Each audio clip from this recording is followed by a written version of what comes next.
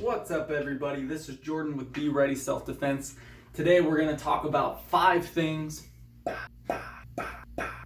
that every Krav Maga and or self-defense gym needs to be doing. Make sure you're listening up.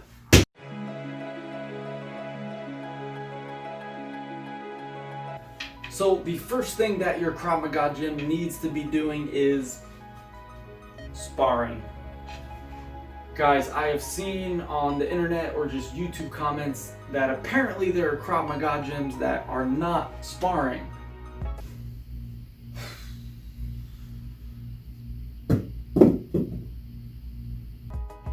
What are you doing? You need to be sparring. You're making the rest of us look bad, all right? The first time your student gets punched in the face should not be in a real-life self-defense scenario. It should be in a controlled sparring environment in class at the gym. Now, I'm not saying you should take a student on their first day and throw them into sparring. You should, however, be throwing in drills early that get them acclimated to the feeling of sparring. That way there's not such shock and awe when they have to spar for the very first time. The second thing that your gym should be doing is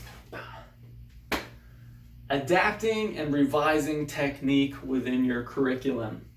A gripe that I have with a lot of Krav Maga gyms today or organizations is that they're too traditional. This is everything Krav Maga should not be. We should be anything but traditional. We should constantly be adapting and revising and just doing what works. We shouldn't be teaching a technique just because your sensei or instructor that you respect a whole lot did this technique and their instructor taught them this technique. Who gives a crap? I don't care who created it. If it works, it works. We have a responsibility, since we're teaching self-defense to people that they're gonna supposedly use to protect themselves and their loved ones. We have a responsibility to teach them technique that works. So make sure that you are constantly revising that and adapting it. A really easy way to do this is to just cross-train, especially in like jiu-jitsu or maybe boxing or Muay Thai.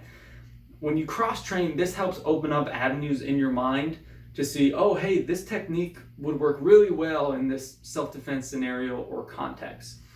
And then we can take that technique and we can add it into our curriculum. Or we can take techniques that we don't feel like are working and we can throw them out. This leads me to my third point. Pressure testing. You should absolutely pressure test. We just talked about adapting techniques or revising. We should be pressure testing those. We should also be pressure testing our current curriculum.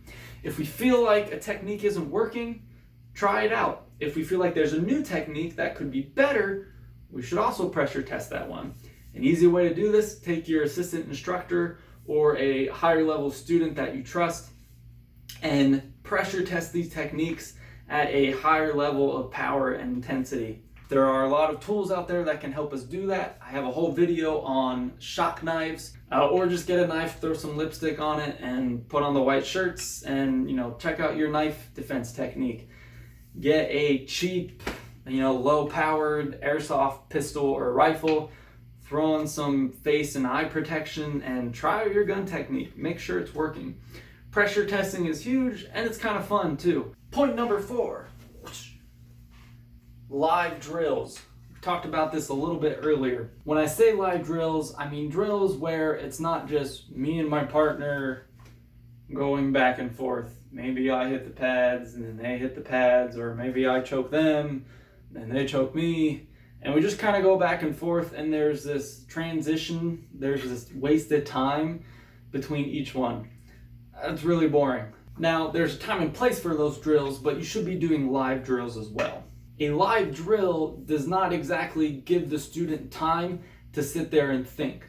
They only have time to react or act. This is a great way to test what they've learned so far and make sure that they can actually put it into action. As an example of this, a drill I like to do with knife, for example, is I'll take 2 students, I'll put them back to back and have them close their eyes, and then I will throw a training knife in between their feet. Now, as soon as they hear that training knife hit the ground, they can open their eyes and they will try and wrestle for the knife. Whoever gets the knife first, they're then attacking the other person. whoever doesn't get the knife, they're trying to defend and then either take away the knife or just get control. Live drills is where the rubber meets the road, and it's also a great segue into sparring as well. And the very last point, point number 5, just have fun, guys. Way too many Krav gyms that I've seen, they've got like this weird warrior complex going on with the camel pants and the polo shirts and the flames and skulls, and just chill out, all right? Just chill. As I say, if you're not having fun, you're not learning. That doesn't mean that we can't train seriously, of course.